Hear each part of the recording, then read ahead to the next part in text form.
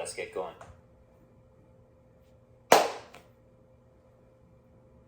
All right, welcome back, guys. This is Coach Joe Bala of the Joe Bala Fitness Podcast. I'm welcoming back a special guest here. This is my little sister, Cynthia. Hello. Of course, says hi. We also have another special guest. Koa. He's excited to be on here too. So we have actually two special guests. So Koa, actually is pretty famous. He's on Instagram right now. What's his Instagram, sis? Koa Papa Bear. Koa Papa Bear. So look him up on Instagram. He has some pretty good content. He actually has more followers than my sis and I on our on our Instagram. But yeah, we wanted to return with episode 2 or part 2 of our dad's story. So if you listened previously, that was episode 6 on season 1. So we are now in season 2. So this is actually the first podcast episode for second season. This is a little bit more relaxed. Actually at my sister's home.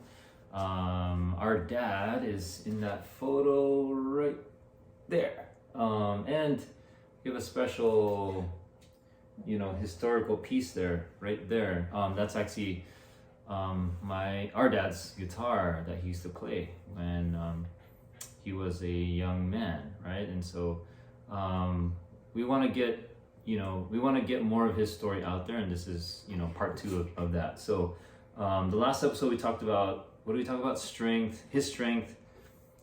Values, traits, and sayings that he had lived by.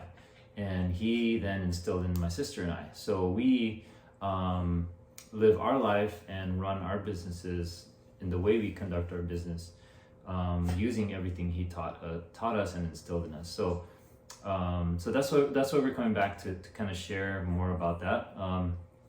The 3 things we're going to talk about today. Don't worry. So that's something he said a lot, and what that meant to him and how we interpreted that. Was just let it be. What else did he mean by that? Let it go. Don't stress about it. So, yeah, don't let something weigh you down, basically. So, the second thing we're going to talk about is being humble, or be humble. He would say be humble all the time, and what he meant by that is maintain your humility. I actually have a tattoo on my left shoulder. That says in what is it? Alibata. So that's like a ancient script from the Philippines, or language from the Philippines, right? So in Alibata, it's actually on my left shoulder here. You might see it on my social media if you dig around. It basically says, what does it say again? No. It basically says humble, or be humble, right? And so I carry that with me and everything I do.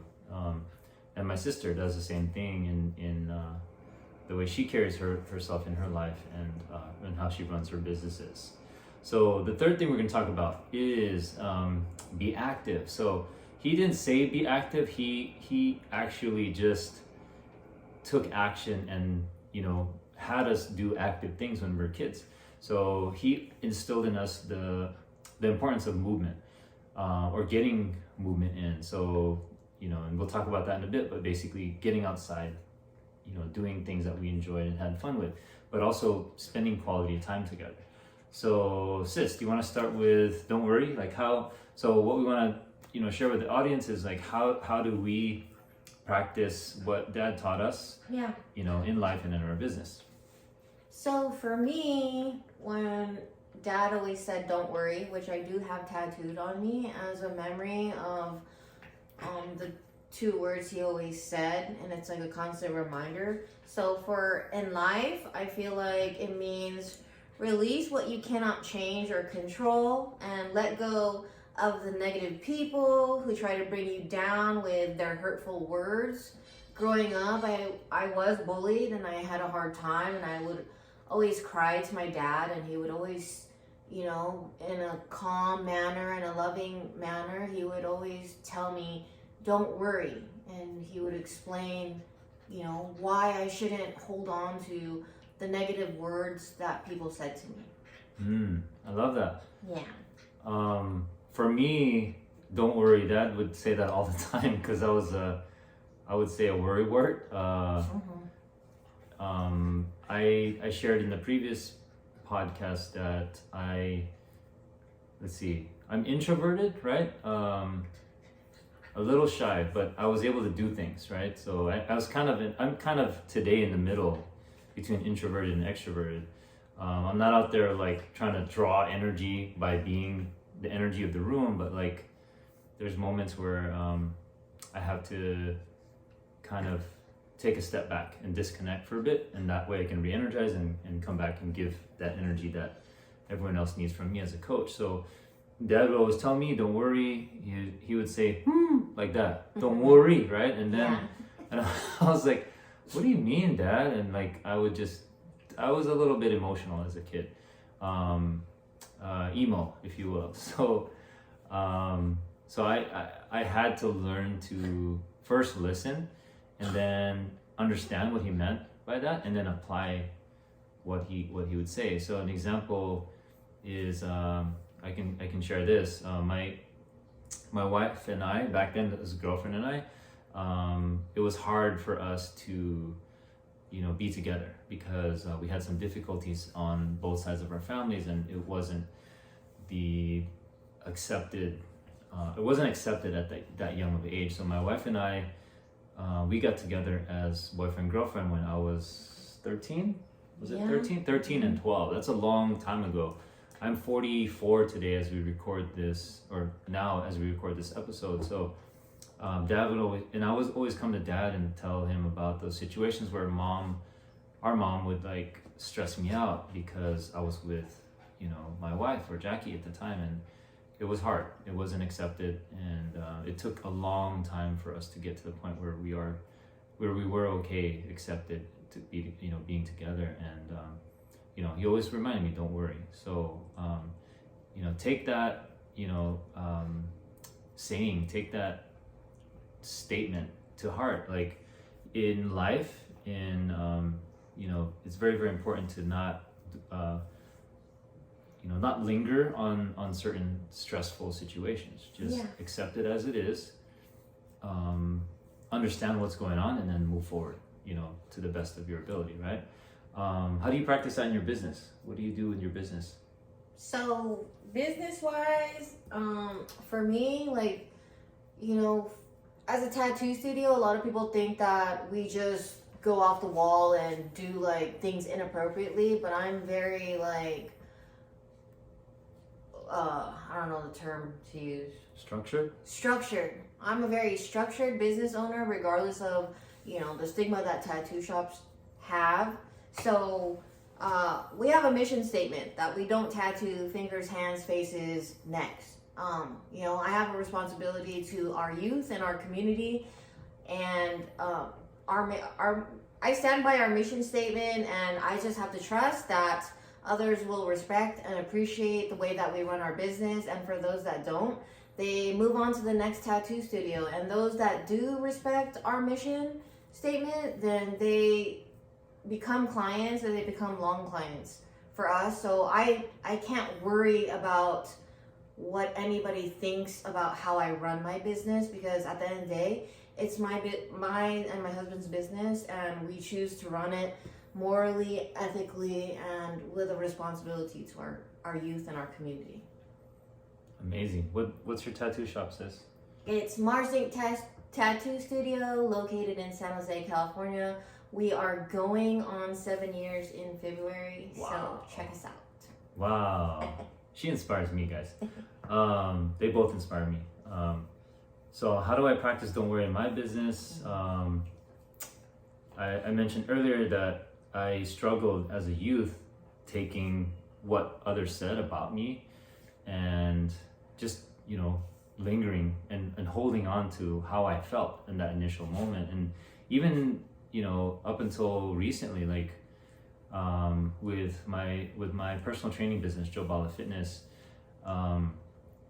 and I have boot camps and, small group training. So anytime I get feedback or I would get feedback, especially negative feedback, I would tend to kind of hold on to that. And so working with my therapist, I was able to understand my coping mechanisms, and like, this is how I react when someone says something to me, or when I read something. Like, I tend to kind of internalize and just ruminate on that thought forever and ever. It's kind of like a never-ending loop, right?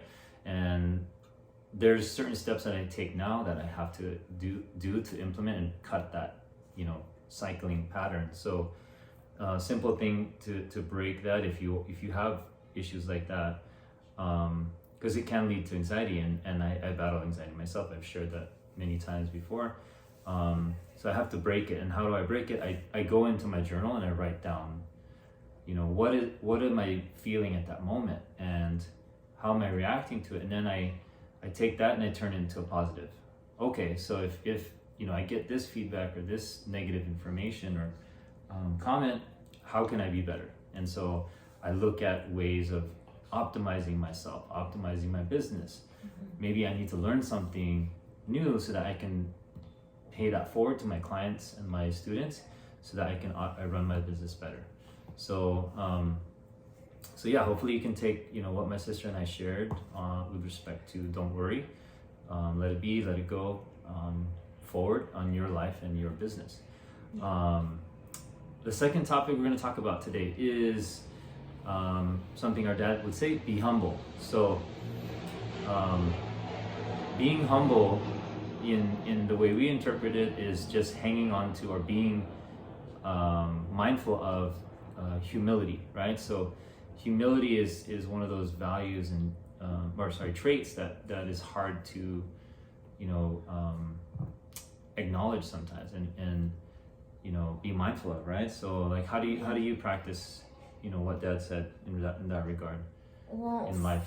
For me, in life, I think it's important to not boast about your accomplishments to others, especially when they don't ask.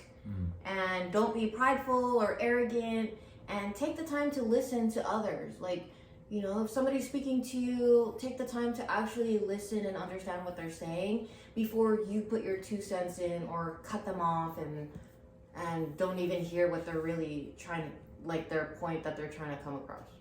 I think that's, yeah. I love that. Yeah, for me, being humble in life,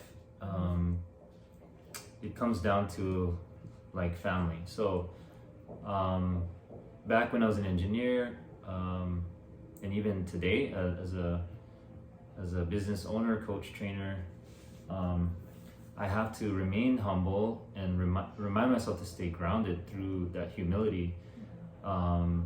There was a point when I got caught up on the social media thing, when I had to like post all the time when I first started, my transition from engineering to fitness. I was trying to be like everyone else, and you go on social media even today still, and just a lot of look at me kind of thing. And I turned that now into, yes, I show something that might look cool or might be eye-catching or captivating, but then I'm constantly now remembering and reminding myself to stay humble, stay grounded, and communicate a certain message. And it's not so much, hey, look at what I can do, but it's more like, hey, when you train and when you take care of your body and when you do certain things in life to be a better you, that leads to something else, right? So that's how I take, what Dad taught me and taught my sister and I in terms of being humble and staying, keeping that humility. How do you practice that with your businesses?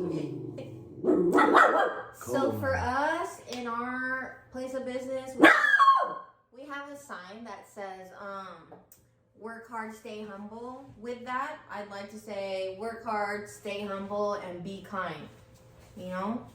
If you've worked hard and are experiencing the success that you are, don't let that get to your head again, and don't be boastful. Like, always stay kind. There's a lot of businesses where, I just want to say, for example, I own a tattoo studio. So there's a lot of tattoo studios that have very cocky, arrogant people that run it, or artists that are in there. So for us, it's very important to bring on guys or women that are very humble and kind and really take the time to listen to their clients and their needs. I think that's really important. I love that. Yeah, that definitely speaks to what dad taught us, right? So for me, for my business and the ventures that I've been working on, always start with respect, always start with kindness, and almost like remind yourself and others that you have to be authentic, 100%, real, right? Like you can't fake, being a coach or a trainer or, knowing things. If you don't know something, be open and say, I don't know, and don't try to pretend, and so that's where I ground myself. I practice humility because I'm still learning, I'm constantly learning. I've been in the industry now since converting from engineering to fitness. When did I switch? 2017, right? So what is that, 5+ years now? Almost, yes, going into next year, 6 years. Enough. Yeah. My sister was the one that actually suggested that I consider. This was back in 2009, I suggested. Yeah, about halfway through my engineering career, right? So I graduated college in 2002, and so about 6-7 years in, she saw the signs of me burning out and saw that I was not happy, I wasn't passionate about my work, and I made the switch. So you can thank her, guys. He had extreme burnout from engineering. He loved engineering, but the way that his career was going, and he was the reason why I even started fitness. Like I wasn't confident at all. And in 2009, my husband and I reached out to him, my brother, and he was the one that helped us on our fitness journey. And I saw the passion and the love that he had for it. And I kept saying, just do it, just pursue it. And there was this fear because he had to provide for his family. And he was unsure about how the whole fitness path was going to go for him. But I'm so very proud of you. Thank you, sister. Yeah. Love you. Love you. So she's the one, she's the reason, she's the catalyst, and my wife is the other one. Like she enabled and reminding me that it's okay to change and it's okay to pursue my passion. So we were stable enough at that time to make the change, and so I took the leap of faith and did it and jumped in head first, and I've been learning every day since. So be humble enough to even when you run a business, to constantly learn, be kind, be respectful, be open to change, adapt and pivot, right, if you need to. So the final thing we're going to talk about, because this is a shorter episode this time, because we have a third one potentially coming up at some point, being active. So our dad was a mover. Like he constantly moved all the time. He walked miles, and we talked about that on the last episode about him. So being outdoors is something that he emphasized.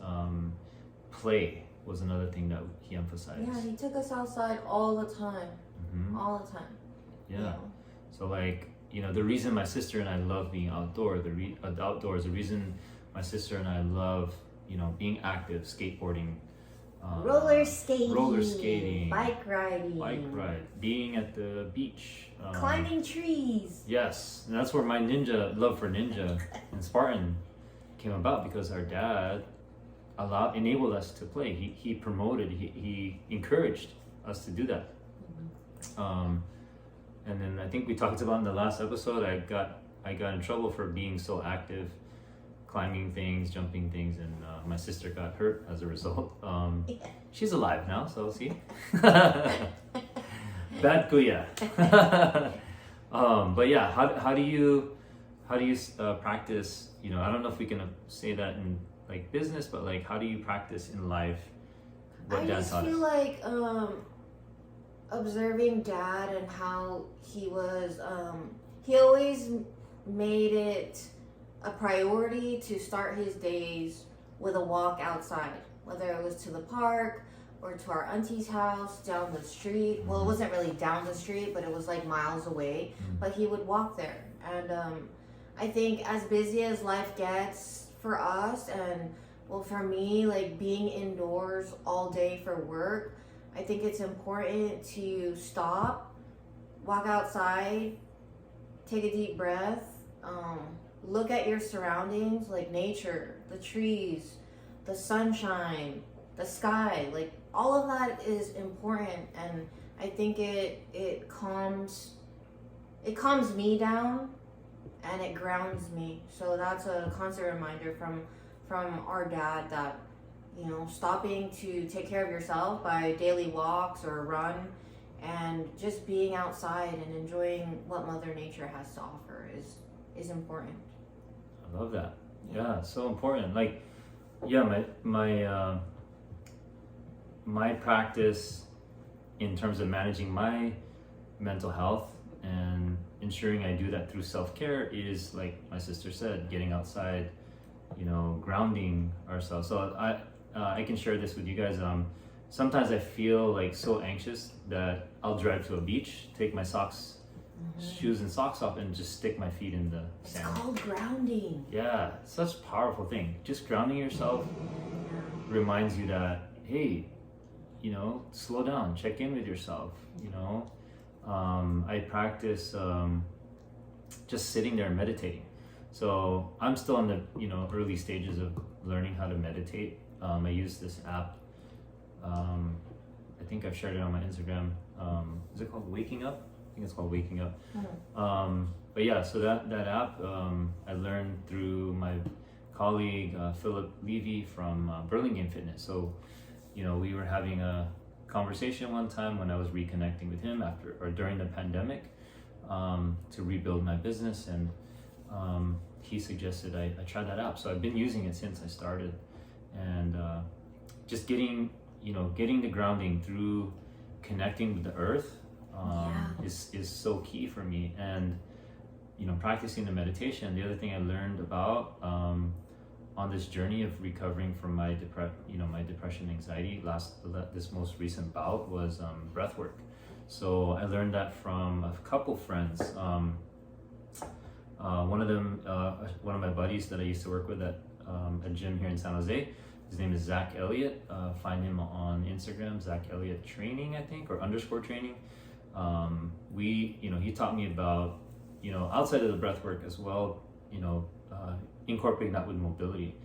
And then I also learned that from one of my other friends who was also a personal trainer before, but now she practices something called Reiki. Her name is Melanie Wood. So find her on Instagram, give her some support on both of them on their journeys, because they are practitioners with these, you know, with this fitness mindset, you know, self-care, you know, approach to taking care of oneself. And you know, Melanie taught me about different types of breath work and how I can incorporate that with healing, energy healing. And so don't be afraid to get out there and look into forms of self-care, forms of alternative self-care, and mainly just don't be afraid to ask for help. Because, you know, for me, I tend to internalize stuff and then I ruminate. So if I internalize it, my head just does this and I get stuck in this loop. And so, like I mentioned earlier, I have to break that loop. And breaking that loop in these ways are how I cope and how I deal with what I battle with anxiety and depression. So hopefully that's all of value to you. I don't know if Koa wants to say anything. Koa, you got something to say? You want to say something? Koa, shake hand. Shake hand, buddy. Shake hand. No? He's looking for something.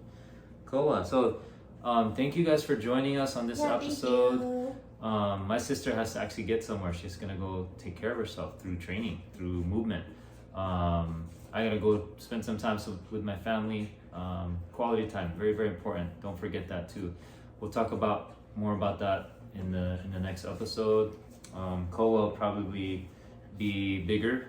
I think, is he still growing? No, he's not. He's fully grown.